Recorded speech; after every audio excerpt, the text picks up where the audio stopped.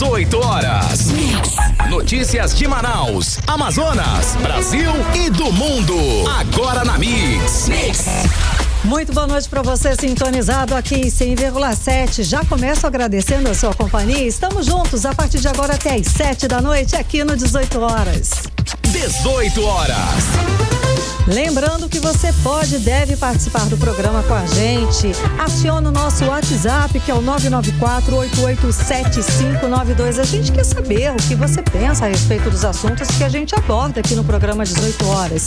E está valendo também a sua participação para você que nos acompanha ao vivo pelo YouTube. Manda a sua mensagem de texto. Você está ouvindo 18 horas. E vamos aos destaques de hoje. PIB do Amazonas registra crescimento de mais de 3% no segundo trimestre de 2024. Praia da Ponta Negra é liberada para banho, mas só até as 5 da tarde. E atenção nas estradas, mais de 30 mil pessoas vão deixar Manaus rumo ao interior do estado. 18 horas. Esses e outros assuntos você acompanha com a gente a partir de agora aqui no programa 18 horas de hoje, quinta-feira, dia 26 de dezembro, e o ano é 2024. 18 horas. E começamos o 18 horas de hoje com uma excelente notícia para o nosso estado. O Produto Interno Bruto, PIB do Amazonas, que é a soma de todos os bens e serviços produzidos pelo estado, registrou crescimento de 3,04% no segundo trimestre desse ano, em comparação com o mesmo período do ano passado. Somou 42,97 bilhões de reais. Esse desempenho positivo, é claro, foi impulsionado principalmente pela Zona Franca de Manaus. O setor industrial atingiu um faturamento de 170,44 bilhões de reais nos 10 primeiros meses do ano. Isso representa um crescimento de 14,43% em relação ao mesmo período do ano passado. E tudo indica que vai fechar o ano com um faturamento superior a 200 bilhões de reais, o maior já registrado na história. Quem tem mais detalhes a respeito desse excelente desempenho da economia aqui do estado do Amazonas é o repórter André Meirelles, que conversa ao vivo agora com a gente. Boa noite, André. Então, esse crescimento aqui do PIB do Amazonas, ele está acima da média nacional, ou seja, o Amazonas cresceu mais que a média brasileira, é isso mesmo? Boa noite. Exatamente, Karime, muito boa noite para você, boa noite, ouvinte ligado aqui na Mix FM. Olha, o PIB, que é o Produto Interno Bruto do Amazonas, registrou aí esse crescimento real de 0,4%, isso no terceiro trimestre deste ano em relação aí ao mesmo período do ano passado, né? E com um total de 43,19 bilhões de reais, o estado também teve esse aumento nominal de 7,60% na comparação com o ano anterior. Esses dados foram divulgados nessa quinta-feira aí pela SEDECT, que é a Secretaria de Estado de Desenvolvimento Econômico, Ciência, Tecnologia e Inovação. Já ali na comparação com o segundo trimestre deste ano, Karime, o crescimento nominal do PIB aqui do Amazonas foi de 2,35%, descontada aí a inflação medida pelo Índice Nacional de Preços ao Consumidor Amplo, que é o IPCA, que teve esse aumento real aí, que foi de 1,54%. Inclusive, a gente conversou agora há pouco com o secretário executivo de Desenvolvimento Econômico da SEDECT, que é o Gustavo Igrejas. Ele falou com a nossa equipe e disse que todos os setores aí registraram esse crescimento, incluindo a indústria, os serviços e a agropecuária, e que a expectativa, segundo ele, é que 2025 venha apresentar aí resultados positivos. Só ele lembra também que hoje a gente teve aquela temporada, né, da seca histórica. Exato, aqui, né? Exato. Também mas foi um grande desafio. Foi, os empresários, as empresas privadas, elas investiram alto, cerca de 500 milhões de reais, para não deixar que essa seca histórica causasse prejuízo, como aconteceu em 2024, não é isso? E é isso que ele comenta aqui na fala dele, Gustavo Igrejas. Vamos acompanhar. O PIB do Amazonas registrou um crescimento real de 3% no terceiro trimestre de 2024 em relação ao mesmo período de 2023. Se comparar com o segundo semestre de 2024, esse crescimento real foi de 1,54%, né? Todos os setores registraram crescimento: indústria, serviço, agropecuário, e a expectativa é que para o ano que vem esse crescimento continue. Isso mostra como a economia do Amazonas está extremamente aquecida e como todas as contingências que foram feitas para mitigar os efeitos da estiagem deram muito certo. A gente está muito confiante que o crescimento vai ser ainda maior em 2025. 18 horas. Tá aí, Karime, a gente acompanhou a fala do secretário executivo da SEDECT, que é o Gustavo Igrejas. Também falou aí, né, sobre o setor industrial, que foi o principal destaque aqui no período, com um total de 15,56 bilhões de reais e crescimento nominal de 10,63%, né, em relação ao terceiro trimestre do ano passado, né? De acordo também aí com a pesquisa industrial mensal do Instituto Brasileiro de Geografia e Estatísticas, que é o IBGE, as indústrias gerais aqui do Amazonas aumentaram sua produção em 2,51%, isso na comparação anual, e também 5,35% em relação ao trimestre deste ano já. Na análise setorial, as indústrias extrativas, elas cresceram 7,33% em volume na comparação anual, enquanto a indústria de transformação teve também alta. Olha só, teve esse crescimento aí de 2,18%. E esse desempenho ele também foi impulsionado pelos setores estratégicos como bens de consumo e produtos industriais aqui da Zona Franca de Manaus. Teve também crescimento no setor de serviços, que acabou avançando aí. O setor de serviços totalizou 19,19 bilhões de reais no terceiro trimestre e registrou a alta de 6,28%, isso em relação ao mesmo período do ano passado, né? O índice da receita nominal do setor apresentou um crescimento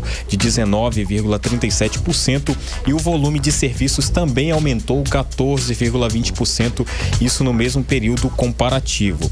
Agora, quando a gente compara ao segundo semestre ainda deste ano, o setor apresentou também alta, foi aí de 8,12% na receita nominal e 7,01% no volume de serviços. Isso aí refletiu um cenário de maior dinamismo ali no econômico aqui no estado. Teve também crescimento de 1% no agropecuário. E também a gente fala de forma que aqui o estado do Amazonas, a Zona Franca também vivenciou para o Brasil um momento relevante com a aprovação do principal texto de regulamentação da reforma tributária, isso no Congresso Nacional, né? Inclusive essa conquista passa aí, é muito importante para a Associação Brasileira dos Fabricantes de motocicletas, ciclomotores, motonetas, bicicletas e similares, a Abraciclo, para o segmento de duas rodas e também para toda a sociedade ali. E na defesa aqui do polo industrial de Manaus, a associação representa uma indústria com capacidade produtiva anual de 1,8 milhão de motocicletas e 500 mil bicicletas, que faz com que esse cenário torne aí a região o maior polo de produção do segmento fora aí do eixo asiático. Olha só, essa produção aqui no estado do Amazonas, mundial, Zona Franca. Não é? É um destaque mundial e cerca de 98% das motocicletas produzidas no país possuem o selo feito em Manaus, né? Que, de acordo com a associação, isso é importante para diversos fatores aí econômicos. Então a gente traz essas informações que está aqui bem detalhada com esses números, porque, como a gente falou no começo, né, também teve a fala aí do secretário executivo da SEDECT, que é o Gustavo Igrejas, que ele também falou que esse ano teve esse grande desafio. Ano passado a gente teve uma seca também, né, bem severa, mas esse ano de 2024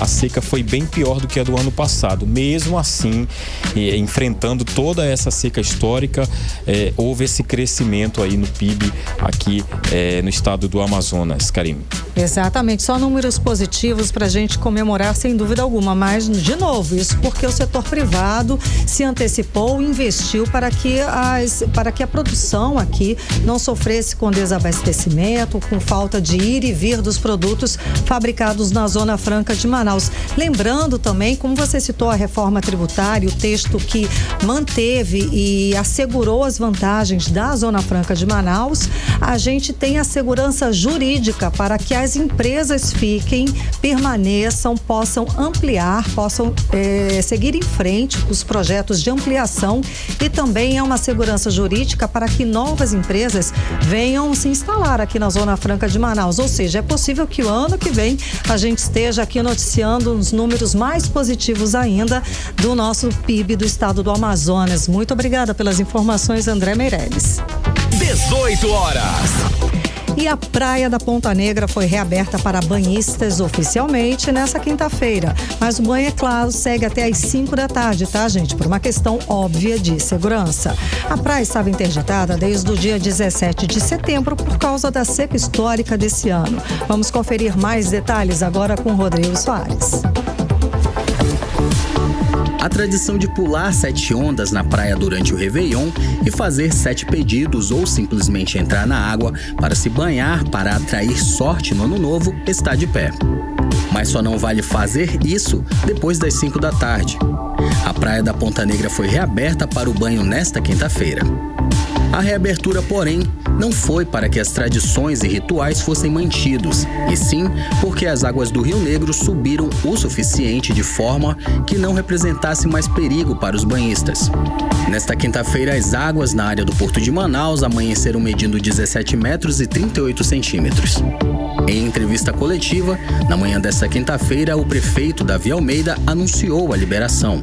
Estamos aqui para oficialmente, fazer a liberação da praia para o banho, da Praia da Ponta Negra. Hoje o rio atinge 17 metros e 38 e isso nos dá a segurança de poder reabrir a praia. Nós temos um TAC assinado que é para fechar a praia com 16 metros. Fechamos com 16 metros e estamos reabrindo com 17 e 38, dando essa condição de segurança para a população da cidade de Manaus. Lembrando que o período para o banho é até às 17 horas.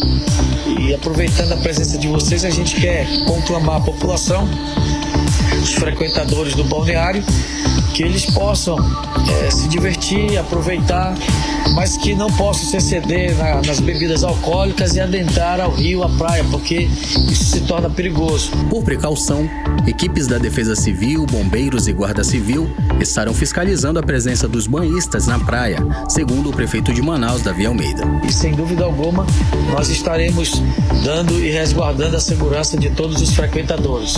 Estão vendo que nós fechamos aqui o acesso à praia, isso dá mais segurança, a gente vai ter o controle de acesso, vai ter a revista, vai ter a filmagem de todas as pessoas aqui dentro, monitoramento, e dessa forma a gente quer poder resguardar a segurança de todos os frequentadores aqui da praia. A Praia da Ponta Negra estava interditada desde o dia 17 de setembro devido à seca extrema. Nesse período, o Rio Negro sofreu uma vazante severa, o que causou buracos, desníveis e até bancos de areia, tornando o local perigoso para o banho. Nos últimos 15 dias, a Prefeitura de Manaus intensificou o monitoramento da praia, com relatórios do Serviço Geológico do Brasil e do Corpo de Bombeiros sobre as condições do local. A reabertura segue as regras de segurança definidas em um acordo com o Ministério Público assinado em 2013. Segundo esse acordo, feito através de um TAC, termo de ajustamento de conduta, o uso da praia tem que seguir algumas normas, incluindo a interdição para banho quando as águas atingirem menos de 16 metros. A Praia da Ponta Negra pode ser fechada novamente se os laudos indicarem que não é segura para os banhistas. Por enquanto, a praia passa por obras para receber o maior Réveillon de Manaus nos dias 30 e 31 de dezembro. Rodrigo Soares para o 18 horas. Você está ouvindo 18 horas. O ano novo está chegando, faltam poucos dias para 2025 e com ele, é claro, o movimento intenso nas estradas e nos transportes intermunicipais. Para garantir a segurança e o bem-estar dos passageiros, a Agência Reguladora de Serviços Públicos, delegados e contratados do estado do Amazonas anunciou reforço na fiscalização. A estimativa é que mais de 30 mil pessoas deixem Manaus rumo ao interior do estado, como explica a repórter Nathalie Moraes. Durante o Natal, quase 50 mil pessoas deixaram a nossa capital. E agora, a Agência Reguladora de Serviços Públicos Delegados e Contratados do Amazonas deflagrou a partir de hoje a Operação Ano Novo, que reforça a fiscalização no transporte intermunicipal de passageiros. A ação vai até o dia 3 de janeiro, tudo para garantir a segurança e a qualidade dos serviços para mais de 30 mil pessoas que devem utilizar os modais coordenados pela Arcepan. Os departamentos técnicos da agência reguladora projetam que mais de 1.100 fiscalizações aconteçam nesses 9 dias de atividades. O diretor-presidente da Arcepan, Ricardo Lasmar, destaca que a operação de fiscalização realizada nesta última semana contará, como nas edições anteriores, com a colaboração de diversos órgãos por parte do Estado. O objetivo é garantir mais segurança aos passageiros que se deslocam para os diferentes municípios do estado durante esse período de fim de ano. Terminando no dia 3 de janeiro. A gente prevê que em torno mais ou menos de 30 mil pessoas utilizam o transporte que são regulados pela agência. A gente está prevendo aí em torno mais ou menos de 3, 4 destinos mais acessados. No modal rodoviário nós temos a Itacoatiara, Iranduba e Manacapuru, e no modal hidroviário nós temos a procura do Careiro da Várzea e Tefé. Sempre que forem procurar viajar, tanto no modal hidroviário quanto no modal rodoviário, sempre procure um veículo que seja cadastrado com a agência. Ele sendo cadastrado com a agência, ele já passou por diversos critérios, que uma delas, que é o mais importante, que é o seguro obrigatório. Se para caso de algum acidente, para caso de algum incidente, o ônibus ele tenha condições, né, de suprir ali a necessidade do sinistro. Qualquer irregularidade observada no transporte intermunicipal pode ser denunciada pelos passageiros através da ouvidoria no 2020 1117. Esse contato é disponível 24 horas por dia. Nathalie Moraes para o 18 horas. Você está ouvindo 18 horas. E tem operação também da Polícia Rodoviária Federal que começou agora em dezembro e segue até março do ano que vem. O objetivo, é claro, é reduzir o número de acidentes, como explica o repórter André Meirelles.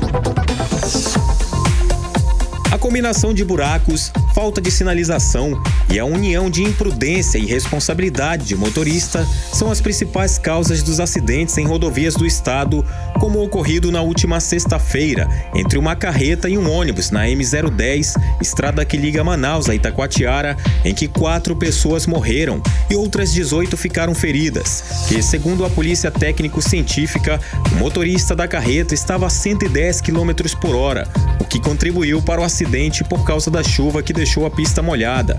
Segundo o chefe do Núcleo de Comunicação da Polícia Rodoviária Federal no Amazonas, Marcos Paes, de janeiro a outubro deste ano, o número de acidentes das estradas federais aumentou em relação ao ano passado. A Polícia Rodoviária Federal iniciou neste mês de dezembro a Operação Nacional Rodovida, a maior operação de segurança viária em defesa da vida nas rodovias de todo o país. A operação ocorre do dia 18 de dezembro ao dia 9 de março, período festivo, que compreende as férias escolares, Natal, Ano Novo e Carnaval, com o objetivo de tornar as rodovias mais seguras e prevenir acidentes nas estradas e rodovias de todo o país. A Polícia Rodoviária Federal no Amazonas está realizando mais uma edição da Operação Rodovida. A ação tem como objetivo promover a segurança nas rodovias federais e vai acontecer até março de 2025, como explica Marcos Paes. De janeiro a outubro de 2024 foram registrados mais casos de acidentes de trânsito quando comparado ao mesmo período do ano passado, tanto a nível nacional quanto a nível local, sendo registrados 102 acidentes em 2023, comparado a 152 registrados até agora em 2024, aumento de quase 50% no número de acidentes nas rodovias do Amazonas. Marcos Paes também explica as principais ocorrências nas estradas e rodovias: o excesso de velocidade, as ultrapassagens indevidas e a embriaguez ao volante. A PRF alerta aos condutores que tomem cuidado com esses agravantes, buscando respeitar os limites de velocidade, principalmente neste período chuvoso, e não associar o uso de bebida alcoólica à direção, além de verificar as condições do veículo antes da viagem. A ação, que tem como tema Desacelere, seu bem maior é a vida, visa promover a segurança nas rodovias federais, com foco na redução de acidentes, especialmente aqueles causados por excesso de velocidade. André Meirelles para o 18 horas. Você está ouvindo 18 horas. Política.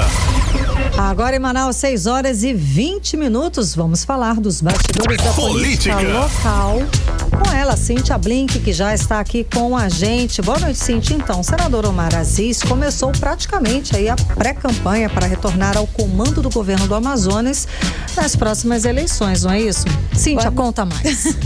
Boa noite, Karime. É isso aí. Na verdade, ele não tem disfarçado há tempos, né? Sobre isso, ele nunca escondeu que quer retornar ali ao governo do Amazonas. Ele agora está no Senado e tivemos um momento difícil no Senado, que foi justamente a votação da reforma tributária. Omar Aziz fez questão de participar dessa luta, de ser uma peça importante para manter as vantagens da Zona Franca de Manaus. Ele, com o senador Eduardo Braga, conseguiram ali fazer o que tinha que ser feito para que a gente saísse da situação da melhor forma, né? Zona Franca sempre é atacada, fica ela sempre ameaçada. Está em risco, então dessa vez novamente ela foi alvo e não está a salvo, né? Mas no Senado já passou, aí retorna para a Câmara dos Deputados, em seguida vai para a mão do Poder Executivo essa história, enfim.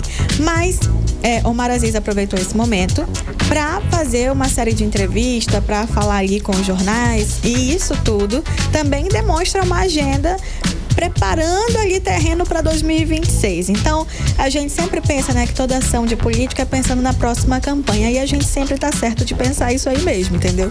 E aí, o Omar Aziz está se expondo, já tem plano de viajar o interior com esse intuito. Nada de errado, o plano é esse, porque o objetivo a gente sabe é 2026, mas aí nosso trabalho é mostrar o que tá rolando, e aí nos bastidores nós temos. Nos bastidores não, acho que eu posso dizer até que escancaradamente nós temos Omar Aziz trabalhando para ser o governador do Amazonas em 2026, eleito em 2026 e assumir em 2027, inclusive pelas parcerias que ele tá fazendo. Então a gente segue de olho aí nas estratégias do senador para virar governador mais uma vez. Ele, inclusive, aqui em entrevista ao 18 horas, falou das viagens para o ano que vem, que ele pretende ir muito para o interior do estado do Amazonas, é claro, no trabalho normal de Senado Federal e tal, mas sem dúvida alguma lança uma âncora ali, né? Uma coisa não interfere na outra, né? Isso, na verdade interfere muito, uma coisa tem tudo a ver com a outra. Verdade.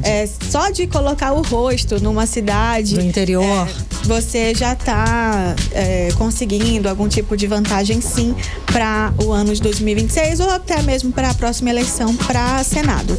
Mas a gente sabe que ele não quer retornar ao Senado, ele quer conseguir ir para o governo, o que é legítimo de um político que está aí buscando o próximo mandato. Sem dúvida. Agora vamos falar sobre governo municipal. O prefeito Davi Almeida disse que o bloqueio das emendas parlamentares, assunto que você trouxe pra gente ontem, não vai afetar Manaus. Ele falou que entende que esse dinheiro ele vai ser liberado, que não vai ter grande obstáculo, que vai passar pela justiça ali com o Flávio Dino no Supremo Tribunal Federal, que esse assunto deve ser desenrolado ali naturalmente, que não vai ficar barrado por muito tempo, mas que isso não afeta Manaus de forma muito impactante. Tem dinheiro que vai chegar em Manaus, sim, mas nada que vá fazer, se não chegar ou se demorar a chegar, esse dinheiro não vai mudar a vida de Manaus, digamos assim. Pode atrapalhar alguma coisa, mas ele não está preocupado com essa questão, portanto não vai afetar tanto assim a cidade de Manaus. Já o interior do Amazonas, esse sim, tem medo, porque entende que vai deixar de pagar despesas da saúde, deixar de investir na saúde como deveria, se não chegar aí 150 milhões de reais. Mas a gente tem que seguir acompanhando Brasília para saber como é que essa história vai desenrolar e afetar o estado do Amazonas como um todo. Sem dúvida. Ainda em Brasília, Blink, hoje teve reunião entre o presidente Lula e o Arthur Lira, mas parece que não chegaram ao acordo final, né? Conta o assunto pra gente. Só fazer um resumão, assim, para quem perdeu ontem, porque houve um acordo entre a Câmara dos Deputados e o governo, o Poder Executivo, porque essas emendas parlamentares, quando o deputado ele tem a chance de dizer para onde que o dinheiro público deve ser destinado. Ele quem indica para onde vai ser destinado, mas quem aperta o botão para dizer assim, vai dinheiro, quem faz o Pix é o Poder Executivo, nesse caso, gestão Lula. E aí houve um acordo no sentido de mandem pra gente as matérias sobre o pacote fiscal do Haddad, a gente aprova, libera, beleza. Em troca, queremos que as emendas de comissão sejam aprovadas. Ok, acordo fechado, só que Depois que o Poder Legislativo fez a parte dele nesse acordo de aprovar o pacote fiscal do Haddad, veio o ministro Flávio Dino por conta de um mandado de segurança feito pelo PSOL e bloqueou 4,2 bilhões de emendas de comissão. A emenda de comissão, ela não é tão transparente, ela não deixa saber quem é que assina, quem é o patrocinador daquela emenda, né? O padrinho, digamos assim, daquela emenda. O patrocinador somos todos nós que contribuímos para o dinheiro público existir ali. E aí, o Flávio Dino falou o seguinte, olha só, quero mais transparência, quero que a gente possa fazer o registro de para onde vai, de onde sai, para onde vai cada centavo, quem está apadrinhando, e se não tiver isso, vai continuar bloqueado. E tem mais, quero que a Polícia Federal investigue possíveis irregularidades nesse processo de emenda de comissão.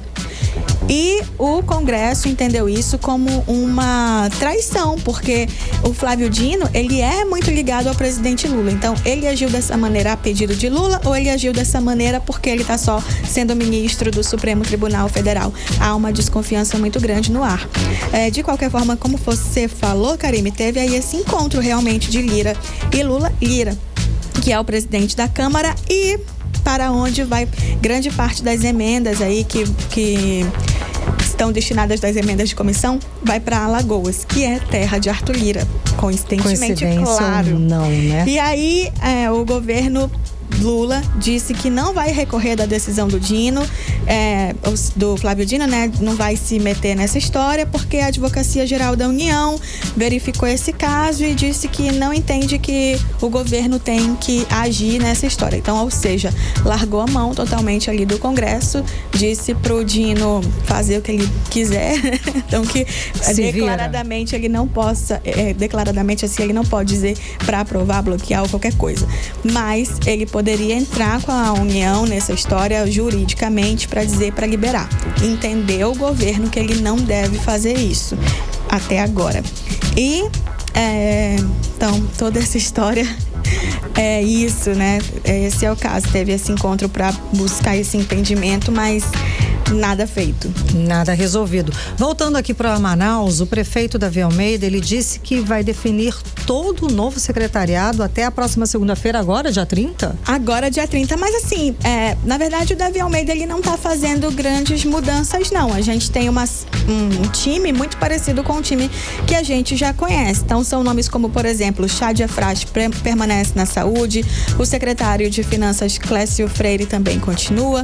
A gente já sabe que o de habitação vai ser Jesus Alves, o chefe da Casa Civil, Marcos Rota, o vice-prefeito, ele vai assumir, ele é vice-prefeito e vai assumir a Secretaria de Infraestrutura, Renato Júnior, que também já estava nessa posição, só muda que ele vai ser o vice, né, que antes era, que até agora, por exemplo, é Marcos Rota. Na Comissão Geral de Licitação temos Vitor Cipriano. E o que não está definido ainda é o Antônio Stroski, que era da Secretaria de Meio Ambiente, e ele pediu para sair por questões familiares. E a gente também não sabe se Jack Serafim vai seguir na comunicação. Comunicação, acho que é a grande interrogação, mas até segunda a gente vai saber o nome de todo mundo aí do time Davi Almeida. Então é daqui a pouquinho, né? Segunda-feira, dia 30, a gente está bastante perto, e dia 1º a gente tem a posse tanto de Davi Almeida quanto do vice, que é Renato Júnior, e dos vereadores de Manaus, que também no dia 1º já fazem ali a votação e aprovam quem vai ser a mesa diretora. Todo mundo aponta para Davi Reis como presidente da Câmara, mas a gente segue acompanhando, até porque está nascendo uma oposição, né? Seria o Rodrigo Guedes, que você falou, que teria chapa, mas não tem chapa. Pois é. Conta de novo pra gente. Rodrigo Guedes, que sempre fez oposição à gestão Davi Almeida, seria a opção de quem não está satisfeito com Davi Almeida como prefeito de Manaus, reeleito. Mas nós temos aí um Davi Reis que tem um apoio muito grande de Davi Almeida, muito Davi, mas enfim, fala-se nos bastidores que ele já tem ali 30 votos, e isso é mais que suficiente para ele eleger com folga. De qualquer forma, nada impede que haja mesmo uma manifestação ali de uma oposição. O Rodrigo Guedes está correndo por fora para ser o nome desse povo que não está tão feliz com a escolha de Davi Reis para presidente da Câmara, mas, enfim, seria ousado e um grande desafio para Rodrigo Guedes, mas vamos ver como isso vai acontecer. Eu volto amanhã com mais informação para você. Obrigada, Blink. Até amanhã. 18 horas. Previsão do tempo. Segundo informações do Clima Tempo, para esta sexta-feira, a previsão é de chuva durante o dia e a noite, gente. A mínima prevista, 25 graus. A máxima não deve passar dos 29 graus. As chances de chuva são de 85%. A umidade relativa do ar fica entre 78% e 96%. 18 horas. Quinta-feira chuvosa hoje aqui em Manaus, um trânsito ficou bem complicado, muita chuva. Vamos saber mais detalhes a respeito do que aconteceu na cidade, dos registros, das ocorrências da chuva de hoje com a repórter Nathalie Moraes, que conversa ao vivo agora com a gente. Então, Nathalie, quantas ocorrências a gente registrou aqui na cidade? Boa noite. Boa noite, Karime. Boa noite, ouvintes do programa 18 horas. Então, Karime, segundo o Centro de Cooperação aqui da nossa cidade, até o finzinho da tarde deste dia 26, pelo menos 15 ocorrências foram registradas, foram atendidas pela Defesa Civil Municipal aqui na nossa capital. Só para que você tenha uma ideia, Karime, choveu bem acima do esperado para esta quinta-feira. A previsão, né, era que a gente registrasse pelo menos 30 minutos de chuva, cerca de 40 milímetros. Aí você me pergunta sempre, né, o que seria 40 milímetros de chuva? Seria 40 centímetros de chuva. Só que foi muito além disso, né? O que choveu hoje era o esperado para chover ao longo de uma semana. Caramba, então, choveu numa tarde o que era previsto para chover ao longo de uma semana inteira. Na verdade, a chuva começou ainda no finzinho da manhã dessa quinta-feira. E em alguns pontos, como na Zona Oeste, a Zona Centro-Sul, a chuva foi um pouco mais intensificada, segundo os pluviômetros instalados aqui na nossa capital. E aí, né, com toda essa situação, teve uma necessidade muito grande das equipes da Defesa Civil irem a campo, porque o número de ocorrências realmente chamam a atenção. Dessas 15 ocorrências, entre elas, foram registrados alagamentos, 2 deslizamentos e uma vistoria também foi realizada na Zona Norte de Manaus. Esse alagamento e um deslizamento, além disso, 4 desabamentos foram registrados na Zona Leste da nossa capital. E também teve um alagamento e um incêndio na Compensa. Agora, entre essas ocorrências, Karime, uma que chamou bastante atenção e teve uma comoção muito grande, porque parte da laje de uma residência desabou em cima de uma mulher e de uma criança. Eles ficaram presos ali nos escombros e, por conta de toda essa situação, o Corpo de Bombeiros Militar aqui do nosso estado, ele precisou ser acionado para atender essa ocorrência. E aí a gente entrou em contato, né, com os militares, com o Corpo de Bombeiros, e eles informaram pra gente que, por meio de nota, que eles estariam atendendo uma situação de incêndio. Inclusive, esse incêndio também teria sido provocado pela chuva, tá, Karime? Lá na Compensa, uma residência, né? Teve uma situação ali de queda de energia, iniciou um curto-circuito e teve um incêndio de pequenas proporções. Eles estavam atendendo essa ocorrência desse incêndio de pequenas proporções quando eles foram acionados, ainda na Compensa, na Zona Oeste da nossa capital, para essa situação de desabamento de parte de uma laje, onde uma mulher e uma criança estariam presos nos escombros. Por meio de nota, os bombeiros responderam pra gente exatamente isso, que eles estavam no incêndio e se deslocaram para o acidente. Ao chegarem no local, os bombeiros constataram que o pedaço de uma laje de uma casa desabou e uma mulher e uma criança estavam engatados em meio aos ferros, né? Apesar de todo esse susto, eles conseguiram fazer, né, a retirada dessas duas pessoas, dessa mulher e dessa criança, com segurança em meio ali aos escombros, mas eles precisaram serem socorridos pelo SAMU e encaminhados para um hospital e pronto-socorro aqui da nossa capital. Mas a gente ainda não tem as informações de qual seria o real estado de saúde dessas duas vítimas. Mas essa foi uma das ocorrências que realmente mais chamou a atenção na tarde desta quinta-feira. Outra ocorrência, Karime, que trouxe bastante prejuízo, dessa vez para os moradores da Zona Norte aqui da nossa capital, capital foi lá na Avenida Curaçao. Isso porque uma árvore acabou caindo e atingiu toda a fiação elétrica. Então, ou seja, os moradores de lá ficaram sem poder ir e vir, porque a Avenida Curaçao ali, para quem mora no Nova Cidade, sabe,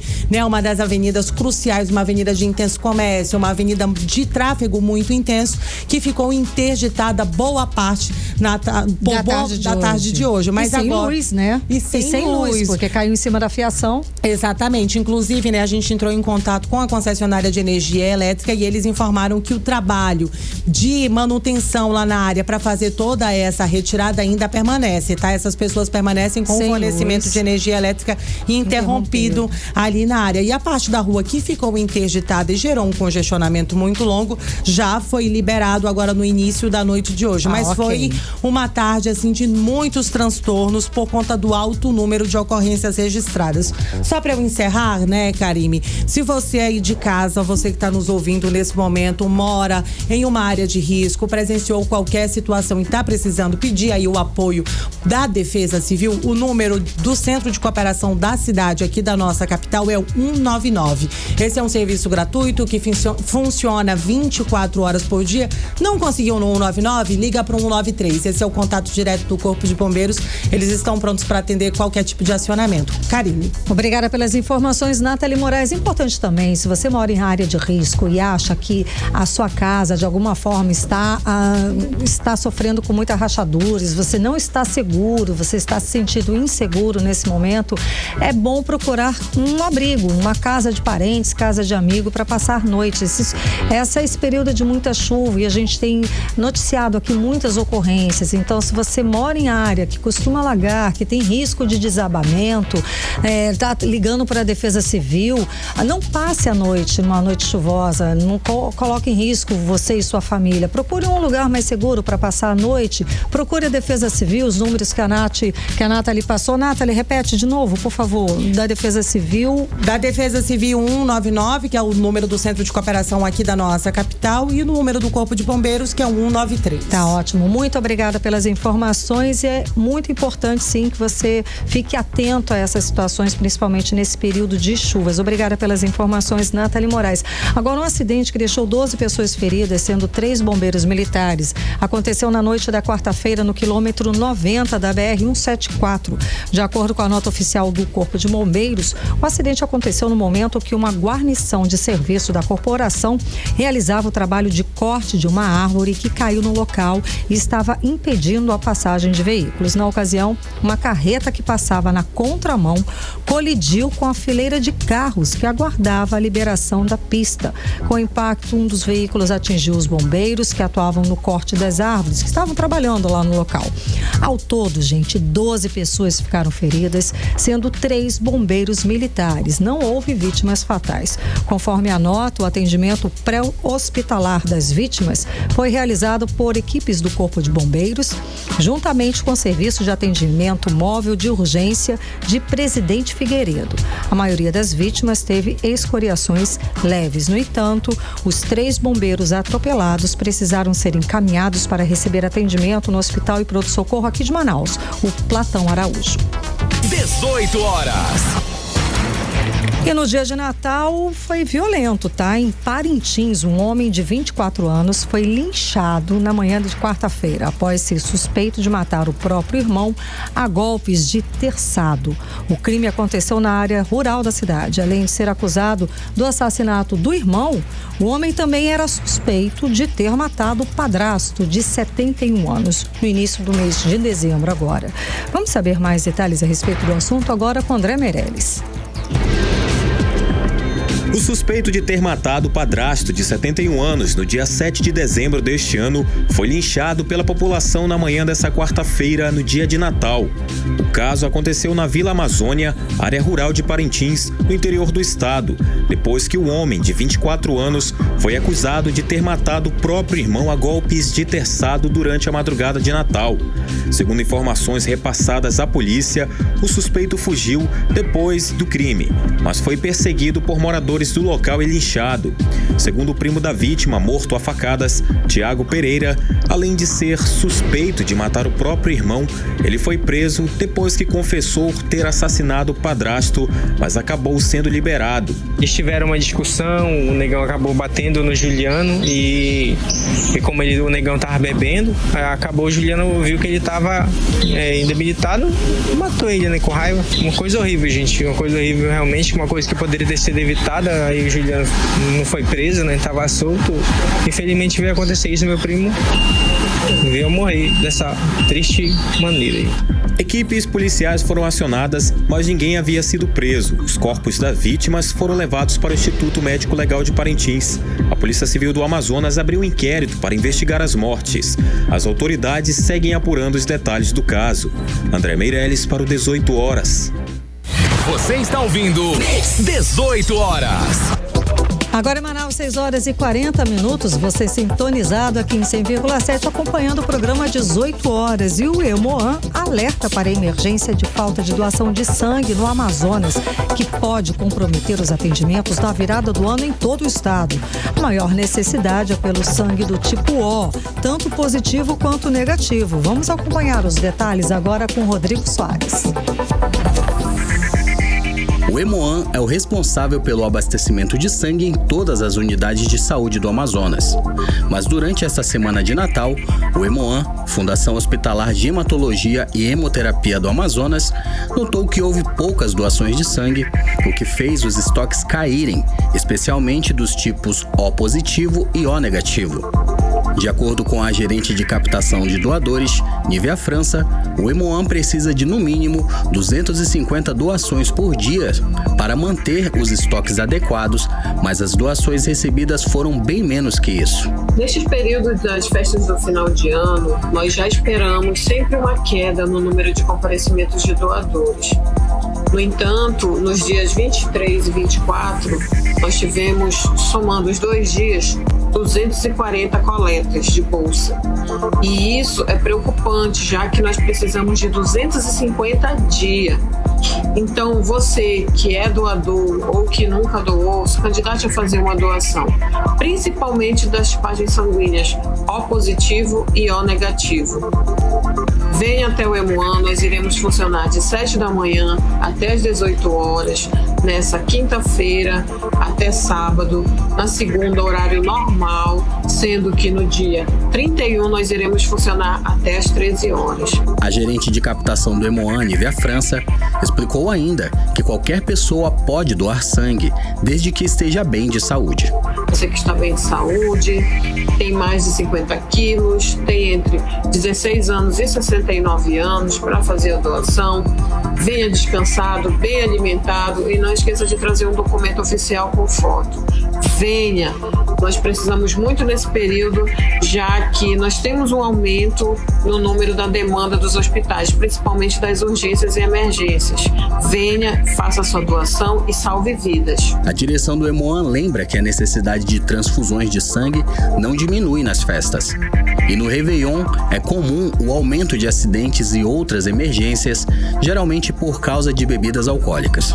O Hemoan funciona normalmente até sábado, das 7 da manhã às 6 da tarde, na Avenida Constantino Nery, Chapada, ao lado da Arena da Amazônia. Rodrigo Soares para o 18 Horas. Você está ouvindo 18 Horas.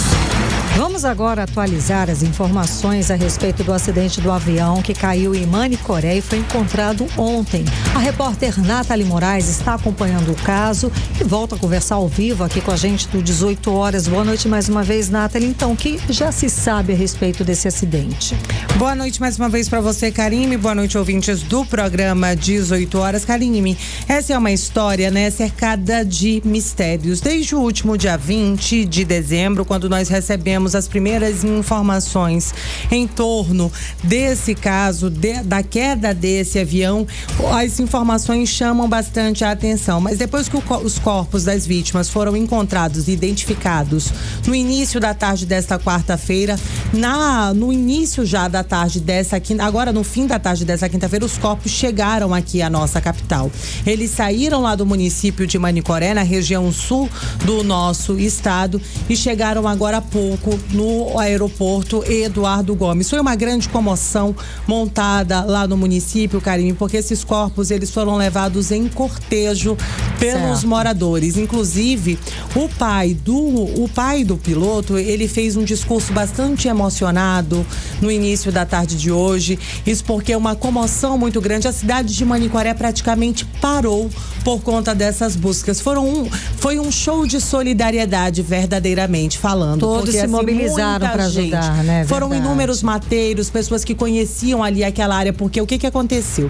O avião, desde que a gente começou a especular toda essa situação dessa possível queda, a gente sabia que ele já teria caído em uma área de difícil acesso, mas nem mesmo as autoridades confirmavam a queda desse avião. Foi quando, então, o quê? A gente, no início da tarde dessa quarta-feira, a Prefeitura de Manicoré confirmou que esse avião teria sido encontrado na comunidade Bom Jesus. Essa comunidade fica a pelo menos 2 quilômetros da sede do município de Manicoré. Por ser uma área de mata muito fechada e com as chuvas muito intensas na região, tudo isso acabou dificultando ainda mais para que esses corpos, para que os destroços dessa aeronave fossem encontrados de fato. Mas segundo a Polícia Civil, os corpos, depois de chegarem, que chegaram agora há pouco aqui à nossa capital, eles devem ser encaminhados aí à sua cidade de origem. O que chama a atenção, Karime, é que essa aeronave, a PT-JCZ, que desapareceu na última sexta-feira, ela não apresentava nenhum plano de voo. Ela não apareceu ali na rota de tráfego aéreo da Força Aérea Brasileira. Então, tudo isso acabou dificultando ainda mais. Sem dúvida, é um caso realmente cercado de muitos mistérios que ainda precisam ser investigados, não é, Nádia? Exatamente. E aí, segundo as autoridades, as mortes confirmadas foram a do piloto Rodrigo Boé e do passageiro Breno Braga Leite. Inclusive, a Prefeitura de Manicoré foram eles que fretaram o voo do translado dos dois corpos até aqui a nossa capital, que chegou agora há pouco, no finzinho da tarde desta quinta-feira. Inclusive, Karime, a família do Breno Braga Leite, que seria o passageiro que estava aí nessa aeronave, está pedindo ajuda para custear o translado do corpo do homem. A família do piloto, do Rodrigo Boé, conseguiu, eles têm uma posição social melhor, eles conseguiram fazer vão conseguir fazer esse translado daqui de Manaus para São Paulo. Mas a família do Breno Braga Leite não tem recursos para enviar o corpo para a cidade de Itaituba, no Pará. O Breno Braga Leite, de 27 anos, ele trabalhava como operador de retroescavadeira em áreas de garimpo aqui na Amazônia. Inclusive, ele compartilhava muito disso nas redes sociais. E aí, por conta dessa operação, ele que trabalhava como operador de máquinas, ele viajava bastante para essas áreas de garimpo e até mesmo para outros países aqui da Amazônia Legal. E nas últimas semanas, ele estava trabalhando em uma área de garimpo da Guiana Francesa, e a família acredita que da Guiana Francesa ele tenha ido para Porto Velho e estava vindo para Manaus neste voo junto ao piloto Rodrigo Boé. Mas o piloto, Karime, já deve ter o corpo transladado, para o estado de São Paulo ainda na noite desta quinta-feira.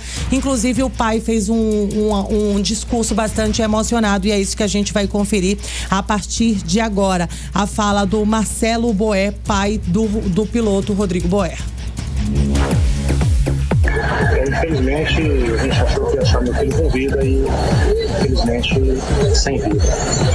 A gente está triste, mas ao mesmo tempo o dever cumprido, porque a gente sabe o que aconteceu e achamos ele. Eu só tenho a agradecer a toda a população, todos os mateiros, a Polícia Civil, a Polícia Militar aqui em Manicoré, que fez um ótimo trabalho, a vocês, aos repórteres, a todo mundo que se comoveu. A cidade me abraçou e eu estou muito feliz por isso. Eu estou indo embora triste pelo que aconteceu, mas feliz por ter feito tantos amigos aqui, e as pessoas foram maravilhosas. Eu só tenho a agradecer. Agora estamos indo para São Paulo, que é para levar, meu filho. A gente dá um final para ele, pelo menos não sabe o que aconteceu. 18 horas. Estava bastante emocionado, né, Karine? Mas ele também estava bastante grato por toda a ajuda que foi prestada aí pela população lá do município de Manicoré, na região sul aqui do nosso estado. Só para eu encerrar, né, Karine, as investigações em torno desse caso da aeronave modelo Senasa da matrícula PTJCZ continua, porque muitas abas precisam ser fechadas nessa história, e aí através do CENIMPA, né, o Serviço de Investigação da Força Aérea Brasileira, segue investigando, além da Polícia Civil aqui do nosso estado, porque eles querem saber o que tinha ali naquela aeronave, por que aconteceu, não tinha plano por de que voo. não tinha plano de voo, Sim. por que não apareceu nos radares da Força Aérea Brasileira, que manobra foi essa, o que aconteceu, foi falha humana, foi algum problema na aeronave? Então tudo isso, esses desdobramentos a gente deve atualizar os nossos ouvintes nos próximos dias. Karine. Obrigada pelas informações, Nathalie Moraes. Boa noite. 18 horas. Economia. Vamos aos indicadores econômicos de hoje. O dólar fechou em alta de 0,38% aos R$ 6,17. O euro fechou em alta de 0,57%, cotado aos R$ 6,43. O Bitcoin registrou queda de 4,27%, cotado aos R$ 592.538. O Bovespa fechou em alta de 0,33% e fechou aos 121.164 pontos.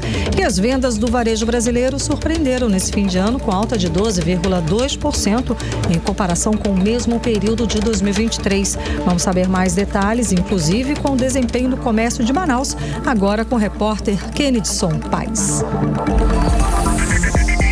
Para muitos comerciantes e lojistas, o ano finaliza com números positivos em relação às vendas do varejo neste ano. No Brasil, o resultado do faturamento foi de mais de 12,2%, maior do que o mesmo período do ano passado. O levantamento também apontou que as compras presenciais ainda são as mais escolhidas pelo consumidor, que totalizou mais de 70% dos pagamentos. Mas o e-commerce também teve alta significativa, de quase 18%.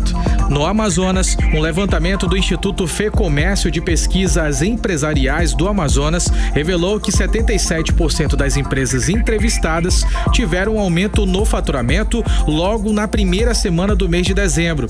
Foram ouvidas mais de 320 empresas do comércio varejista. Esse número representa um crescimento expressivo de mais de 130% em relação a 2023, quando apenas 37% das empresas registradas tiveram altas nas vendas.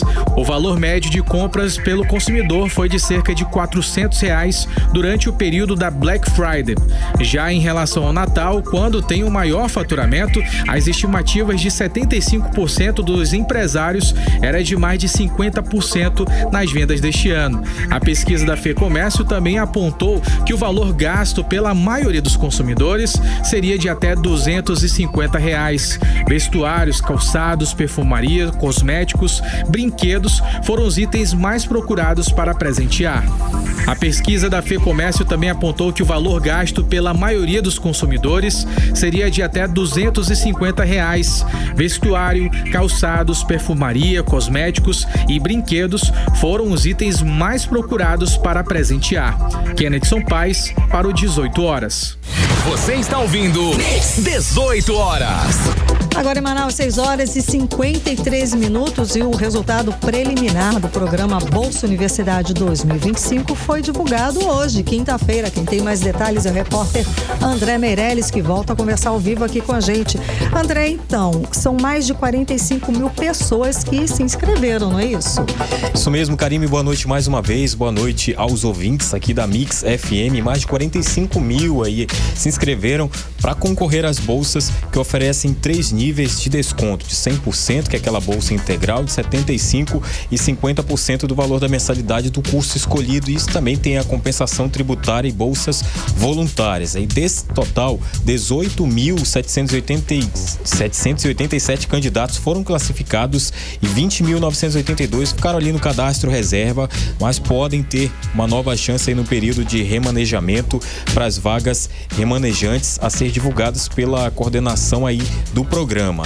E sobre esses que foram classificados, que já podem aí acessar ali o site para ver a sua classificação, já se prepara aí para a entrega da documentação dos candidatos aí classificados, que vai ser feito de forma presencial e vai ser no período de 6 a 10 de janeiro agora de 2025, no horário de 8 da manhã até as 3 da tarde, né? Quando o candidato classificado deve apresentar documentos aí, original e cópia, né? Na instituição de ensino superior para a qual ele foi classificado. Isso aí para comprovar as informações que ele colocou ali durante a inscrição, né? E uma informação importante aqui é que os 5.389 restantes que foram eliminados por não atenderem aos critérios da seleção para o programa, que eles discordam aí por não ter sido classificados, podem, né, interpor recurso no dia 27 e 30 de dezembro, de 8 da manhã até as 2 da tarde, ali na sede, na Avenida Compensa, número 770, na Vila da Prata, Zona Oeste de Manaus, conforme aí consta no edital do programa Bolsa Universidade de 2025, Karime. Obrigada pelas informações, André Meirelles. 18 horas. Esporte. E o Nacional Futebol Clube apresenta amanhã em coletiva à imprensa o elenco que vai disputar o Campeonato Amazonense de 2025. Na coletiva, o presidente do Nacional, Saulo Viana, e o diretor de futebol, Ângelo Márcio, vão apresentar os atletas juntamente com a comissão técnica liderada pelo treinador Kleber Gaúcho. E o destaque do time vai ser o atacante Hernandes Brocador, que foi ídolo do Flamengo em 2013, quando foi artilheiro da Copa do Brasil e, claro, ajudou o Flamengo a ser campeão. O atleta do basquete amazonense Arthur Ramos Pinto, de apenas 13 anos, está de malas prontas para São Paulo. Ele vai representar o paulistano e estudar no Colégio Amorim, onde ganhou bolsa. Arthur participou de testes em diversos clubes paulistas, passou em todos e escolheu o paulistano.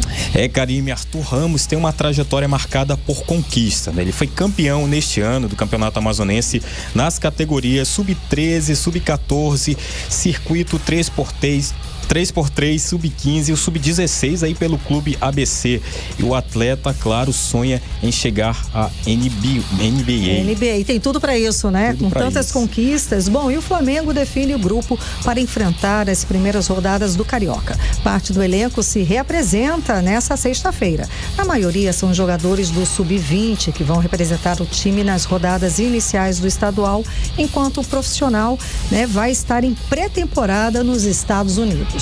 E o Flamengo antecipou as férias para 4 jogadores do elenco profissional: o atacante Carlinhos, o meia Lohan, o zagueiro Cleiton e o goleiro Diego Alves, né? A ideia é que eles fiquem no Rio de Janeiro para o Campeonato Carioca, e aí o restante do elenco profissional vai se apresentar somente no dia 8 de janeiro, que é 2 dias antes de viajar para Orlando, nos Estados Unidos. E a judoca Mayra Guiar, medalhista olímpica e atleta do Sojipa, anunciou a aposentadoria. São 3 medalhas de bronze conquistadas em Londres, Rio e Tóquio, nas Olimpíadas de 2012, 2016 e 2021, respectivamente. Ela foi a primeira brasileira a conquistar 3 medalhas olímpicas individuais. 18 horas. E vamos agora conferir outros destaques do dia. Avião que caiu no Cazaquistão foi derrubado pela Rússia. A informação é da agência Reuters. 38 pessoas morreram no acidente. O relatório revela que mais de 10 mil migrantes morreram em 2024 tentando chegar à Espanha. O número é 58% maior do que o registrado no ano passado. Pelo menos 121 pessoas morreram em 2 dias de confrontos em Moçambique durante protestos contra o resultado das eleições no país. Líbano afirma que espera ter melhor relação com o novo governo da Síria. 18 horas. E vamos agora direto para o editorial 18 horas. Editorial 18 horas. A fiscalização das autoridades policiais nas festas de Natal em Manaus deram uma ideia do perigo que alguns motoristas levam para as ruas. Foram registrados dezenas de casos de motoristas dirigindo alcoolizados, muitos veículos e motocicletas com documentação irregular, outro tanto de motoristas sem carteira de habilitação. Vem aí o ano novo. Mais de 30 mil pessoas devem deixar Manaus, a maioria pelas estradas. A Fundação Demoan registrou um baixo comparecimento de doadores de sangue. Os hospitais e pronto-socorros enfrentam problemas de atendimento. Então, desde já, é preciso chamar a atenção para que, nesse fim de ano, o trânsito não seja a causa de mais mortes. Lembrar que nenhuma multa é mais cara do que a vida das pessoas. Por isso, é preciso cumprir as normas e respeitar a sinalização e os limites de velocidade. É importante ter consciência de que as ruas e estradas são de todos e que todos devem se respeitar. 18 horas. E o 18 horas de hoje fica por aqui. Um beijo, boa noite, obrigada pela sua companhia. Até amanhã. Você 18 horas. As notícias do Brasil e do mundo. De volta amanhã.